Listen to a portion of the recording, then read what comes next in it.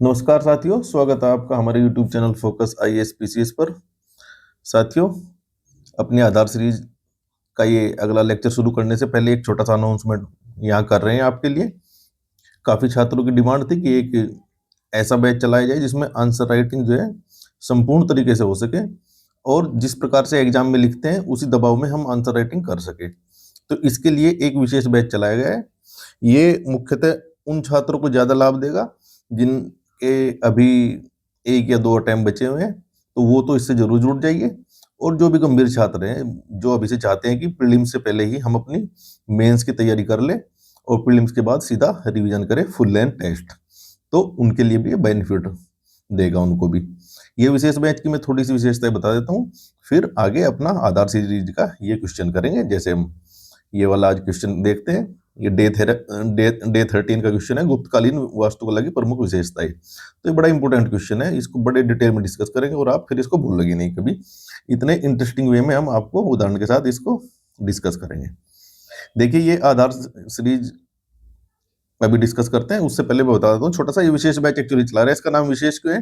क्योंकि इसमें कुछ चीजें विशेष हैं। जैसे कि आपको 2 क्वेश्चन डेली तो मिलेंगे ही, वो आपको लिखकर सबमिट करने हैं। उनका मॉडल उत्तर मिलेगा और कॉपियों का इवैल्यूएशन नेक्स्ट डे आपको मिल जाता है। तो हमारे यहाँ यही खूबी है कि आपको कॉपियों का मूल्यांकन अगले ही दिन मिल जाता है, जिससे आपको वेट नहीं करना पड़ता है। आप बाकी कोचिंग में देखते होंगे, बड़े बड़े कोचिंग संस्थान है जो आपकी कॉपी 4 से 5 दिन में वापस करते हैं, तब मूल्यांकन का कोई लाभ होता नहीं, क्योंकि तब बच्चा खुद भूल चुका होता है कि क्या उसने लिखा था और क्या क्या उसकी कमियां है, और कई बार उसको फिर अच्छे से देखता भी नहीं है। इसलिए नेक्स्ट डे आपको कॉपी मिलेगी, इवेल्यूटेड कॉपी, चेक होकर प्रॉपर विद प्रॉपर फीडबैक।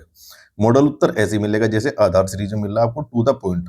आपको कुछ एक्स्ट्रा नहीं बताया जाएगा, इधर उधर के ज्ञान की जरूरत नहीं है। जो एग्जाम में आ रहा है वही पढ़िए, इतना टाइम होता नहीं है, और इतना ज्यादा पढ़ोगे तो भूल जाओगे, क्योंकि टू द पॉइंट पढ़ने वाले बच्चे ही सिलेक्ट होते हैं। अन्य खूबी इसकी क्या होगी विशेष बैच की? ये तो बताया कि जिनका अंतिम प्रयास है या 2-4 प्रयास ही बचे हुए हैं, वो अभी से सीरियस हो जाए और लग जाइए। देखिए, मंडे टू फ्राइडे इसमें 2-2 क्वेश्चन डेली मिलेंगे, तो 10 क्वेश्चन हो जाएंगे आपके। सैटरडे को रखी जाएगी लाइव क्लास, जिससे आपको जुड़ना अनिवार्य है, नहीं तो फिर आपको अगले बैच में एडमिशन नहीं दिया जाएगा। क्योंकि इसमें इसका उद्देश्य ये है कि अधिक से अधिक जितने भी जुड़े हुए छात्र हैं ना इससे, वो इस बार 100% मेंस क्वालिफाई करें, और फिर हम उसी हिसाब से मेहनत करेंगे, तो आप भी थोड़े गंभीर होना पड़ेगा आपको भी। तो वही बच्चे इसमें जुड़े जो थोड़ी एक्स्ट्रा मेहनत कर सकते हैं। क्योंकि पता है, लाइव आंसर राइटिंग से काफी लोग भागते हैं, सोचते हैं कि मैं तो कर लूंगा और मैंने पढ़ लिया तो हो जाएगा, लेकिन ऐसा नहीं होता। क्योंकि ये जो 2 क्वेश्चन हम आपको देंगे डेली, ये तो आप तसल्ली से लिखोगे। 7 मिनट की बजाय आप इसको 15 मिनट में लिखोगे, और लिखिए भी, कोई दिक्कत नहीं है, क्योंकि अच्छा लिखिए। लेकिन जो सैटरडे को टेस्ट होगा, वो 1 घंटा या 1 घंटा 20 मिनट का टेस्ट होगा। जैसे भी क्वेश्चन होंगे उसके अकॉर्डिंग, जितने जैसे भी आयोग आपको टाइम देता है, सेम एग्जैक्ट वही टाइम मिलेगा।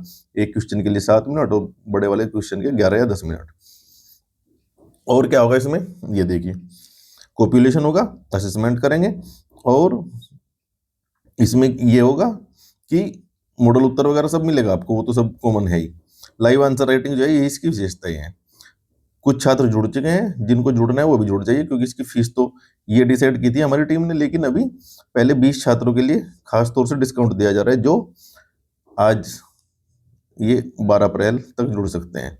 12 अप्रैल तक ही ये डिस्काउंट दिया जाएगा, उसके बाद फिर ये 1200 कर दी जाएगी फिर, क्योंकि अभी कई छात्र इससे जुड़ चुके हैं, 7-8 छात्र जुड़ चुके हैं, और हम चाहते हैं कि बस मुश्किल से 20 ही बच्चे से जुड़े, उससे ज्यादा को लाइव नहीं। 25 जुड़ेंगे, 30 मैक्सिमम, उससे ज्यादा नहीं, क्योंकि बैच छोटा रखेंगे। अगर नया बैच बनता है तो नया, ज्यादा बच्चे होते हैं तो नया बैच बनाएंगे। तो ये इसकी खूबी होगी। इस नंबर पर आप, हमारे व्हाट्सएप नंबर आपको बताइए, 9811504781, इस पर संपर्क कर सकते हैं। ये GS1 से शुरू हो रहा है, ये इस महीने हम जो है GS1 करेंगे। इसकी फीस अभी ये रखी गई है, और अगले मंथ से जो बैच शुरू होगा वो GS2 होगा। इसी प्रकार से आगे बढ़ेंगे, GS3, 4, 5, 6 हिंदी निबंध तक करेंगे। तो अगले महीने जो फीस डिसाइड होगी 1200 या जो भी होगा, वो फिर तभी तय करते हैं। पहले आप इससे जुड़ जाइए, अभी आपके लिए ये रखी गई है फीस मात्र। तो अब अपना क्वेश्चन देखते हैं, शुरू करते हैं। ये देखिए, ये क्वेश्चन मैंने कल दिया था और कुछ लोगों ने इसका आंसर सबमिट भी किया है। अब पढ़ते हैं इसको। देखिए, गुप्तकालीन वास्तुकला की प्रमुख विशेषताओं पर प्रकाश डालिए। देखिए, आपको पता है गुप्त काल को वास्तुकला का स्वर्णिम काल कहा जाता है। देखिए, वास्तुकला या चित्रकला, इस प्रकार की कलाएं कहाँ विकसित होती है? जब कोई राज्य संपन्न होता है। आप अपने यहाँ भी देखते होंगे, कोई व्यक्ति अगर ठीक ठाक उसका पेट भर रहा है, उसकी रोजी रोटी चल रही है अच्छे से, उसके पास कुछ एक्स्ट्रा पैसे हैं, तभी वो एक्स्ट्रा हॉबी करता है अपनी, जैसे घूमने चला जाएगा या पेंटिंग करेगा। जो बेचारा गरीब व्यक्ति है वो तो अपना पेट भरेगा, उसको अभी पेंटिंग, हॉबीज वगैरह, वास्तुकला से कोई मतलब ही नहीं है। तो इसी प्रकार गुप्त काल जो था उस टाइम क्या था, काफी संपन्न था। उनके पास कोई कमी नहीं थी, धन धान्य संसाधन सब मतलब भरपूर थे। तो फिर क्या होता है, जब सब ये सब चीज भरपूर होगी तो ऐसे समय में क्या होगा, जब पैसे एक्स्ट्रा होंगे तो वास्तुकला पर लगाएंगे।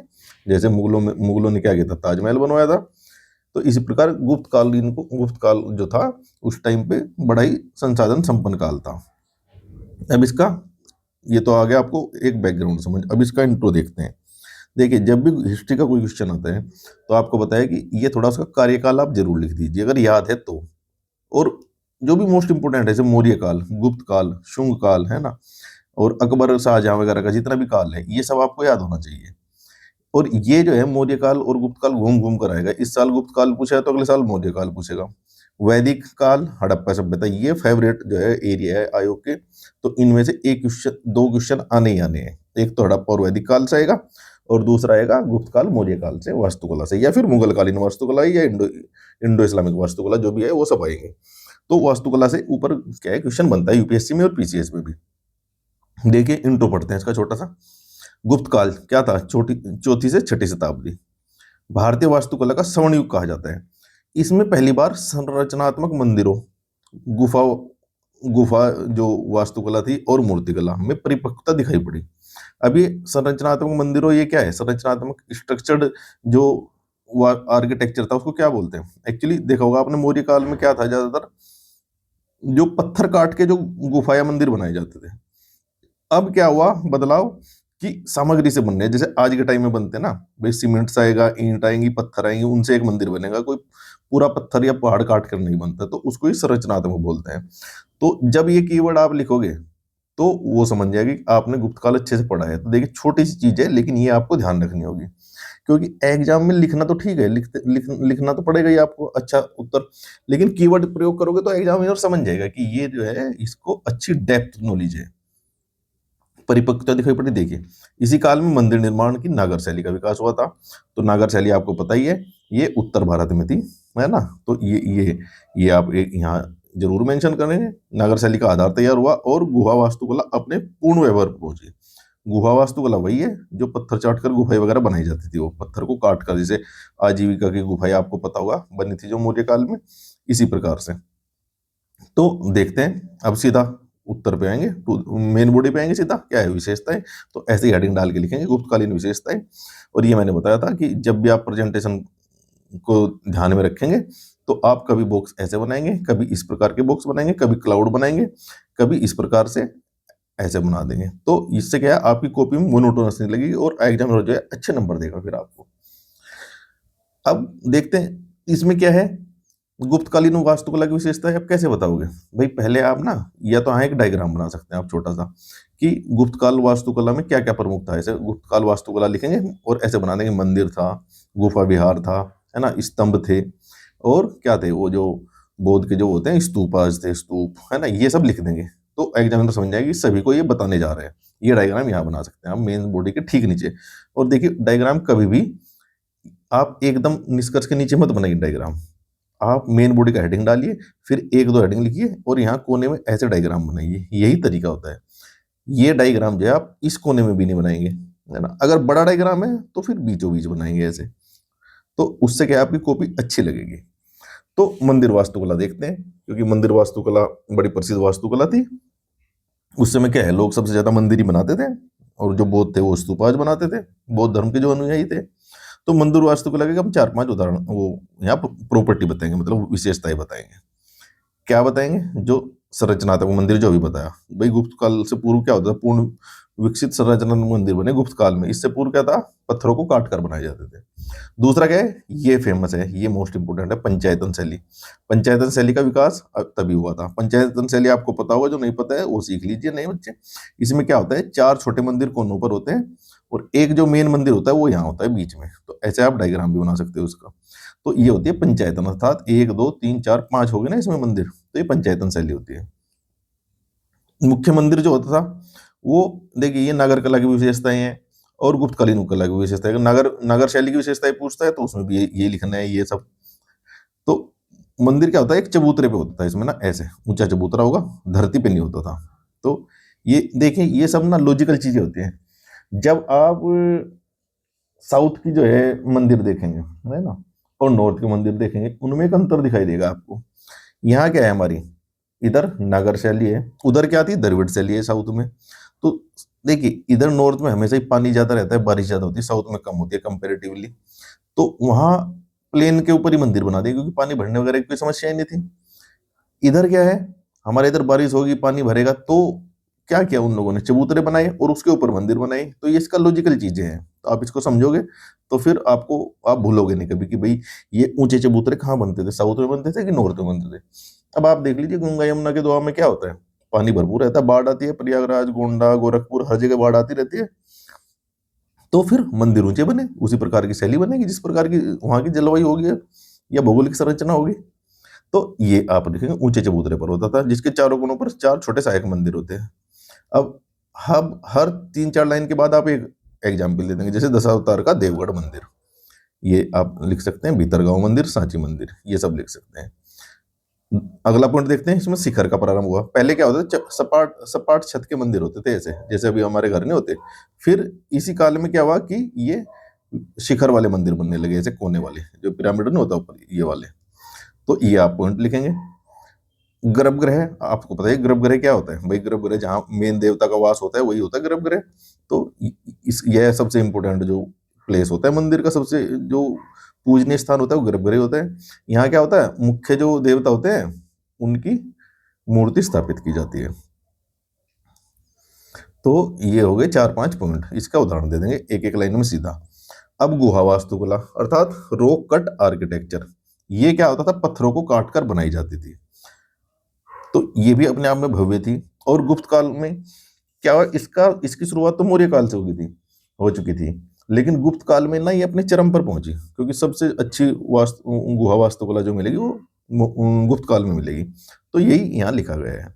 इसमें क्या होता है, धार्मिक कथाओं का चित्रण वगैरह होता था। एक पॉइंट आप लिख देंगे, याद आएगा तो उदाहरण देंगे। देखिए आप क्या करिए ना, क्योंकि ये सब टेक्निक होती है नंबर बढ़ाने की। कई बार क्या होता है कि भाई मुझे पॉइंट याद नहीं आ रहे यहाँ पे, मान लिया गुहा के मेरे याद नहीं है, तो आप क्या करोगे, फिर खाली छोड़ने से बेटर है कि आप वहाँ 2 3 उदाहरण दोगे और उनकी स्पेसिफिक विशेषताएं बताएंगे। क्योंकि विशेषताएं तो पूछा है इधर भाई, ये विशेषताएं हैं, और हर मंदिर की कुछ अपनी अलग अलग विशेषताएं होती है गुहा की। तो यहाँ अजंता की गुफा बताएंगे, जैसे यहाँ क्या है, गुफा संख्या 16 17 और 19 गुप्त काल में बनी थी। ये अपनी भित्ति चित्रकारी और चैत्यों के लिए प्रसिद्ध है। तो भित्ति चित्रकारी आपको पता है जो दीवार पे बनती है। बाघ की गुफाएं एमपी में है, ये मध्य प्रदेश में। तो ये क्या है, धर्मनिरपेक्ष चित्रकारी के लिए प्रसिद्ध थी। उदयगिरी क्या है, उदयगिरी गुफाएं जो उड़ीसा में है। यहाँ क्या है, वराह प्रतिमा गुप्तकालीन मूर्तिकला और वास्तुकला का उत्कृष्ट उदाहरण है। सबसे अच्छा यहाँ की जो वराह प्रतिमा है ना, वो सबसे अच्छी मानी जाती है। अब नेक्स्ट पॉइंट देखते हैं, विहार। तो विहार के नाम से आपको पता ही है, जहाँ क्या होते हैं, बौद्ध भिक्षु रहते थे, उसको उस जगह क्या बोलते थे, विहार।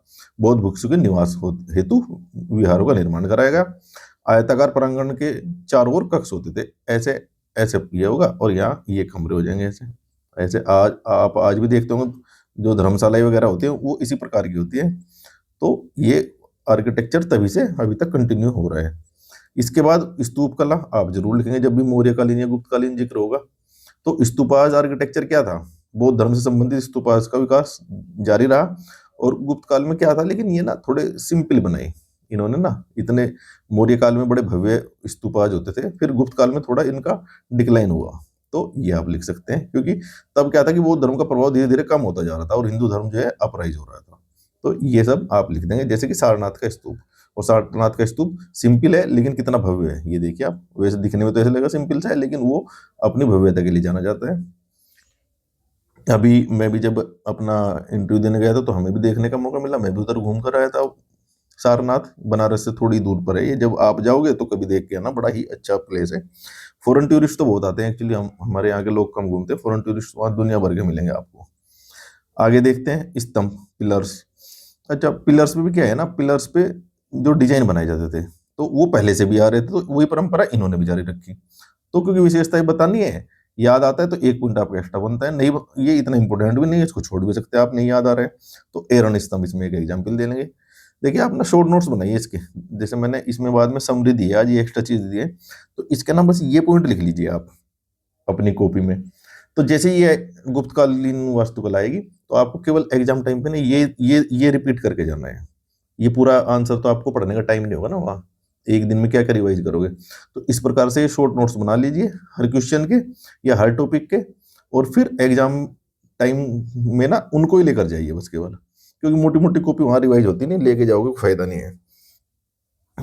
आगे चलते हैं, छठा पॉइंट देखते हैं, मूर्तियां एवं अलंकरण, अर्थात मूर्तियों की क्या क्या विशेषताएं थी। मंदिर में क्या होता था, वास्तुकला में मूर्ति कला का व्यापक समावेशन था, मूर्तियां खूब इन्होंने शामिल की, जब भी मंदिर बनाए उसमें खूब मूर्तियां लगाई। दीवारों पर भी, जो द्वार होते हैं, गेट जो होते हैं ना, गेट पर भी क्या होता था, गंगा और यमुना की मूर्ति लगा देते हैं, है ना ये, और द्वारपाल की मूर्ति लगा देते थे। ये इसमें एग्जाम्पल फिर आप देवगढ़ का दशावतार मंदिर देंगे। निर्माण सामग्री क्या होती थी, जैसे कि बताया संरचनात्मक स्ट्रक्चर, अभी स्ट्रक्चर जो टेम्पल अभी शुरू हुए थे ना, तो संरचनात्मक में क्या होगा भाई, पहले तो गुफा काटती, उसमें तो कुछ जरूरत ही नहीं है, सीमेंट चूना कुछ भी नहीं लगाना हो, तो केवल गुफा काटनी थी। अभी पत्थर काट के गुफा बना देनी थी। अब क्या है, अब ईंट भी लगेंगी, पत्थर भी लगेंगी। अब ये आप देख लीजिए, ईंट वास्तुकला का उत्कृष्ट उदाहरण, ये आप सबको पता होना चाहिए, क्योंकि यही फेमस है और यही आप एग्जाम्पल में दे सकते हैं, ये प्रीलिम्स में पूछा जाता है। तो भीतर गांव का जो मंदिर है, ये ईंट ईंट से बना हुआ मंदिर है और बड़ा ही प्रसिद्ध मंदिर है। और पत्थर वास्तुकला देवगढ़ वाला जो है, वो तो पत्थर से बनाई है। तो आप ये दोनों उदाहरण दे सकते हैं, यहाँ एक उदाहरण ये, एक उदाहरण यहाँ ये दे दिया। अब इतने उदाहरण के साथ जब आप अपना आंसर लिखोगे, तो ऑब्वियसली वो बेस्ट आंसर होगा। निर्माण सामग्री आ गई। अच्छा, धार्मिक धार्मिक वास्तुकला की विविधता थी, क्या था भाई, जैन धर्म के भी मंदिर थे, बौद्ध स्तूप थे, हिंदू मंदिर भी बने गुप्तकालीन में, तो सभी धर्मों को सम्मान दिया गया। तो ये क्या हुआ, धर्मनिरपेक्ष वास्तुकला भी लिख सकते हो आप इसको, या सभी धर्मों का धार्मिक विविधता, ऐसे लिख सकते हो, जो भी आपको अच्छा लगे। अब निष्कर्ष देंगे छोटा सा। देखिए, गुप्तकालीन वास्तुकला में मंदिर, गुफाएं, स्तूप, विहार, स्तंभ और मूर्तिकला का समावेशी विकास देखने को मिलता है, क्योंकि सभी का विकास हुआ, तो इसलिए आप लिख दोगे समावेशी विकास। तो जब ये ऐसा निष्कर्ष आप लिखोगे, तो एग्जामिनर देखेगा यार ये ना सभी एंगल से सोच रहे हैं, केवल ये नहीं कि मंदिर वास्तुकला ही बता दी, सभी धार्मिक जितनी वास्तुकला है वो बताई, और समावेशी विकास लिख रहा है, तो इसकी नॉलेज अच्छी है। यह काल भारतीय स्थापत्य की मौलिक नींव रखता है, और जैसे आगे मैंने बताया था, जिसने आगे चलकर मध्यकालीन भव्य मंदिर निर्माण शैली को जन्म दिया। जब भी हिस्ट्री का आप कोई क्वेश्चन लिखेंगे, उसको अगली घटना से जोड़ेंगे कि इसका प्रभाव इस पर पड़ा, ये इसका बेस्ट निष्कर्ष होता है। और फिर जब आप एक पैटर्न के ऊपर निष्कर्ष लिखोगे, तो आपको याद करने की जरूरत ही नहीं पड़ेगी, आपको तुरंत याद आ जाएगा कुछ ना कुछ कि भाई नेक्स्ट अच्छे से क्या होता है। हिस्ट्री में अगर पढ़ा हुआ है, तो फिर आप उसको निष्कर्ष आपको याद करने की जरूरत नहीं है, सोचने की जरूरत नहीं है, अगली चीज से जोड़ दो सीधा सीधा कि भाई इस काल में जो मंदिर निर्माण हुआ, अगर मौर्यकालीन की बात करोगे, तो आप बोलोगे कि गुप्त काल के ऊपर उसका प्रभाव देखने को मिलता है, क्योंकि ये इसके बाद आया था। तो इसी प्रकार से आपका एक अच्छा निष्कर्ष लिखा जाएगा। ये मैंने बताया कि देखिए सार संक्षेप क्या है इसके, शॉर्ट नोट्स क्या है, मंदिर, वास्तु, गुफा, ये सब मुख्य घटक थे। संरचनात्मक मंदिर था, ये कीवर्ड है तो याद करेंगे आप। ईंट व पत्थर का संयुक्त प्रयोग हुआ। मूर्तिकला और वास्तुकला में मूर्तिकला का वास्तुकला में समावेशन था, समावेशी विकास हुआ। धार्मिक विविधता थी, हिंदू, बौद्ध धर्म और जैन धर्म सभी का विकास हुआ था। ये इसका इंग्लिश में आंसर दिया है, हमारे इंग्लिश मीडियम के छात्र देख लीजिए, ये पूरा अच्छे से आंसर दे दिया गया, सेम एज इट इज जैसे ऊपर दिया है। यहाँ बस आप लाइन वाइन खींच लीजिए, थोड़ा फॉर्मेटिंग कर लीजिए इसकी अच्छी सी, ये मैंने की नहीं है यहाँ, क्योंकि ये ऊपर आपको बता ही दिया है, ये तो यहाँ कर दिया, तो ऐसे ही आपको फॉर्मेटिंग वगैरह करनी है। तो दोस्तों, आज थोड़ा बिजी थे, थोड़ा लेट हो गया, लेकिन आप लोगों का जो प्यार मिल रहा है, आप जो लाइक कर रहे हैं और कमेंट कर रहे हैं, उससे फिर हमें मोटिवेशन मिल रहा है बनाने के लिए वीडियो। आज बड़ा बिजी था, मैं सोच रहा था कि नहीं बनाऊंगा, लेकिन फिर भी मैंने बनाया, क्योंकि काफ़ी छात्र हम जानते हैं वेट करते रहते हैं वीडियो का। बस आपसे थोड़ा यही सहयोग चाहिए कि अभी हमारा छोटा सा चैनल है, और लेकिन क्वालिटी आप देख रहे हैं हमारे आंसर की और पढ़ाने की, तो आपका थोड़ा सा फर्ज ये बनता है, आप हमें वीडियो को लाइक कीजिए और कमेंट कीजिए, कुछ भी कमेंट कीजिए, अच्छा लगता है तो अच्छा कमेंट कीजिए, और अगर वीडियो में कोई सुझाव देना है तो वो सुझाव दीजिए, और अगर वीडियो में कहीं गड़बड़ होती है तो बाई मिस्टेक हो जाता है कभी कभी मिस्टेक्स, तो आप उसको मेंशन कर दीजिए, उसको फिर हम सुधार लिया करेंगे, कोई दिक्कत नहीं है, क्योंकि हम लोग क्या है, साथ लेकर चलना चाहते हैं सबको। और हमारे इस नंबर पर आप व्हाट्सएप करके पूछ सकते हैं। विशेष बैच से अगर जुड़ना है उससे जुड़ जाइए। और एक अनाउंसमेंट हो रहा है, अभी LT ग्रेड का पॉलिटी और हिस्ट्री वाला भी एक टेस्ट सीरीज शुरू करने जा रहे हैं। तो आप देखते रहिए, तब तक वीडियो पढ़ते रहिए, लिखते रहिए और सिलेक्शन लेकर रहिए। जय हिंद।